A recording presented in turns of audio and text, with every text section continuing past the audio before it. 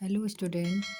आज मैं आपको बीए प्रथम वर्ष के प्रथम सेमेस्टर हिंदी काव्य के पाठ्यक्रम के बारे में बताने वाली हूँ, जो कि महात्मा गांधी काशी विद्यापीठ से संबंधित जितने भी कॉलेज हैं उसमें यही पाठ्यक्रम पढ़ाया जाता है। और ये राष्ट्रीय शिक्षा नीति 2020 के अंतर्गत न्यूनतम पाठ्यक्रम है। चूँकि एक बार मैं आपको बता चुकी हूँ, लेकिन फिर से कुछ बच्चों ने कहा मुझे, इसलिए मैं फिर से आपको हिंदी काव्य बीए प्रथम वर्ष के प्रथम सेमेस्टर का पाठ्यक्रम बता रही हूँ। बीए प्रथम वर्ष सेमेस्टर प्रथम का पाठ्यक्रम देखिए, आपको क्या पढ़ना है। भारतीय ज्ञान परंपरा के अंतर्गत आदिकालीन एवं मध्यकालीन हिंदी काव्य का इतिहास।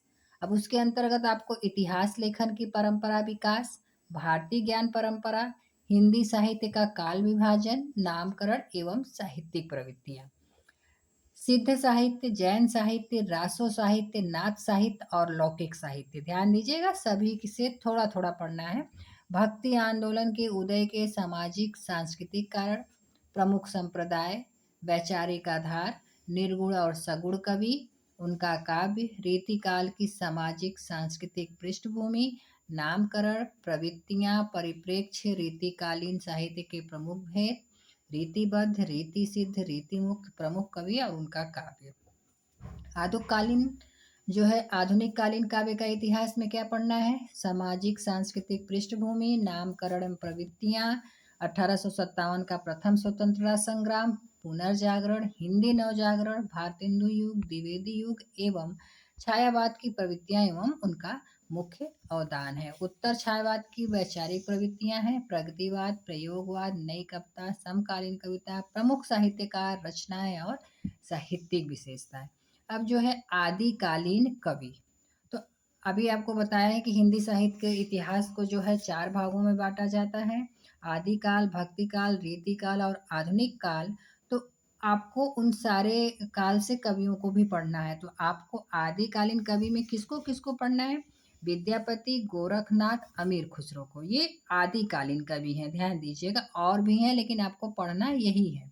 विद्यापति का राधा की वंदना, श्री कृष्ण प्रेम, राधा प्रेम। गोरखनाथ की सब्दी, रागश्री। अमीर खुसरो, कव्वाली, गीत, दोहे।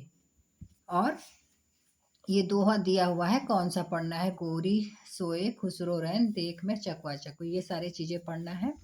अब आएंगे आप आदिकाल के बाद कहाँ, भक्ति काल।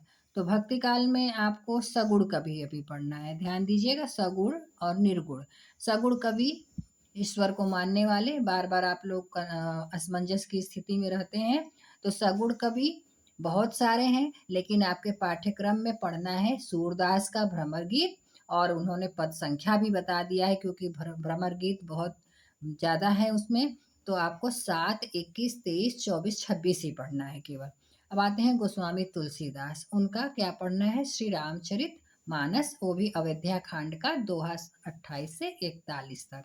अब आपके निर्गुण कवि, निर्गुण कवि में कौन, कबीरदास और मलिक मोहम्मद जायसी। ध्यान दीजिएगा, आप लोग जो अति लघु उत्तरीय प्रश्न लिखते हैं तो उसमें सगुण निर्गुण में भी आप अंतर नहीं करते हैं। अगर सगुण कवि पूछा है तो सूरदास, गोस्वामी तुलसीदास। भक्तिकालीन निर्गुण कवि है तो कबीरदास, मलिक मोहम्मद जैसी, और भी हैं, लेकिन जो पाठ्यक्रम में है कम से कम आप उसे ध्यान रखिएगा। तो कबीरदास का क्या पढ़ना है आपको, गुरुदेव के अंग। इसमें भी पद संख्या देखिए दिया है, 1, 6, 11, 17, 20। विरह को अंग 4, 10, 12, 20 और 33। मलिक मोहम्मद जायसी के पद्मावत का, जो आपको बार बार बताती हूँ, मलिक मोहम्मद जायसी के पद्मावत का केवल मान सरोदक खंड पढ़ना है, वो भी 1 से 6 तक। अब आप अभी आदिकालीन कवि और भक्तिकालीन कवि को पढ़ चुके हैं, तो अब आप रीतिकालीन कवि को पढ़ेंगे। तो रीतिकाल के कवि में केशव दास, बिहारी लाल, घनानंद। मैं बार बार बता रही हूँ कि कवि और भी हैं, लेकिन आपके पाठ्यक्रम में केशव दास, बिहारी लाल, घनानंद।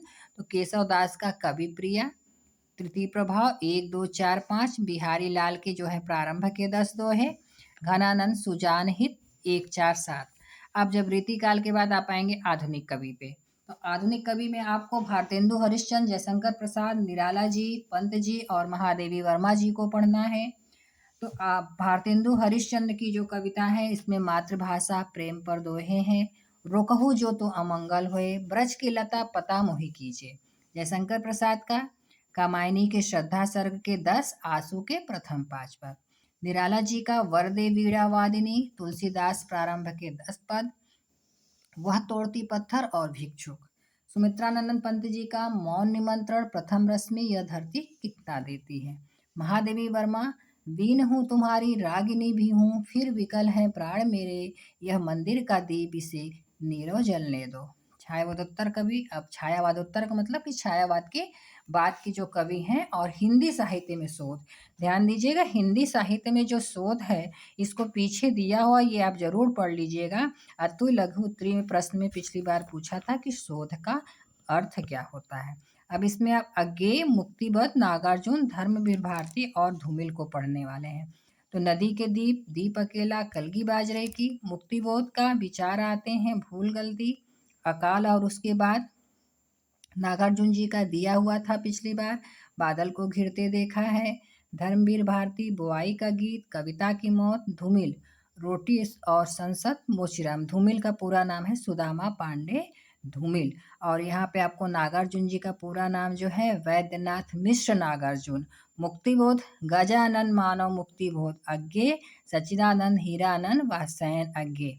ये ध्यान दीजिएगा कि अभी तक मैंने जितने भी पाठ्यक्रम आपको बताए हैं उन सभी के लगभग मैंने वीडियो बनाए हुए हैं, तो आप उसे मेरे चैनल पर जाकर देख सकते हैं। धन्यवाद।